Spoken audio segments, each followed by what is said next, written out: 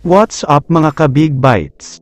Lakers very smart move, nagpatalo pala sa Game 3. Pero bago ka sana magpatuloy sa panunood ay huwag mong kalimutang mag-subscribe sa aking YouTube channel. Update muna tayo sa balita tungkol sa mga game ngayon. Tinapos na ng Oklahoma City Thunder ang kanilang serye kontra sa Memphis Grizzlies. Inilabas na nga nila ang Wallace dahil 4-0 sweep ang nangyari sa serye na ito. Sa kabilang bracket naman ay nakuha na ng Cleveland Cavaliers ang 3-0 lead kontra sa Miami Heat.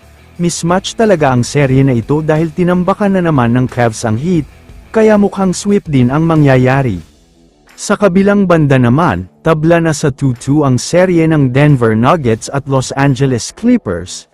Muntik nang mag-choke ang Nuggets dito dahil sa fourth quarter ay gumawa ng 32-9 run ang Clippers. Pero ibang klaseng game talaga ito dahil matindi ang naging bakbakan. Tinapos ni Aaron Gordon ang laban dahil sa kanyang putback dunk. Sinasabi nga ng karamihan na hindi daw dapat counted ito, pero binigay pa din ng mga referee. Samantala, lumipat na tayo ngayon sa bakbakan sa pagitan ng Lakers at Wolves.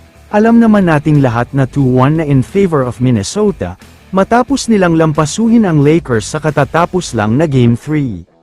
Dikit naman ang laban mula umpisa hanggang dulo, talagang walang team ang gustong humiwalay. Nagkaproblema lang naman ang Lakers sa fourth quarter, dahil hindi na sila nakasabay sa laro nina Anthony Edwards at Naz Reid. Pero kung napanood nyo ang laban ng mabuti, mukhang binigay na nga talaga ng Lakers ang panalo sa Game 3, dahil kung nakita nyo sa fourth quarter ay talagang hindi na sila masyadong gumawa, nag-preserve na ng energy kumbaga. Para sa mga hindi nakakaalam, may malubhang nararamdaman si Luka Doncic. Una ay may matinding kirot at sakit daw siyang nararamdaman sa tiyan niya. Hindi siya makatulog ng maayos at nagsusuka pa daw. Kaya naman ang dahilan kung bakit hindi na sila nag-all out sa Game 3, ay para magkaroon ng dagdag pahinga sina LeBron at Luka. Babawi daw talaga sila sa Game 4 at mas all-out performance na sila sa laban na ito.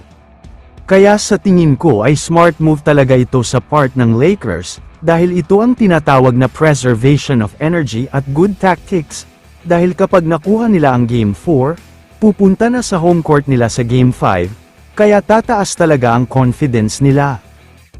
Kaya naman kung kayo ang tatanungin, ano ang masasabi nyo sa balitang ito? I-comment mo naman ang opinion mo tungkol sa tanong na ito. Dito na muna nagtatapos ang video na ito. Maraming salamat sa panunood mga ka-Big Bites. God bless sa inyong lahat.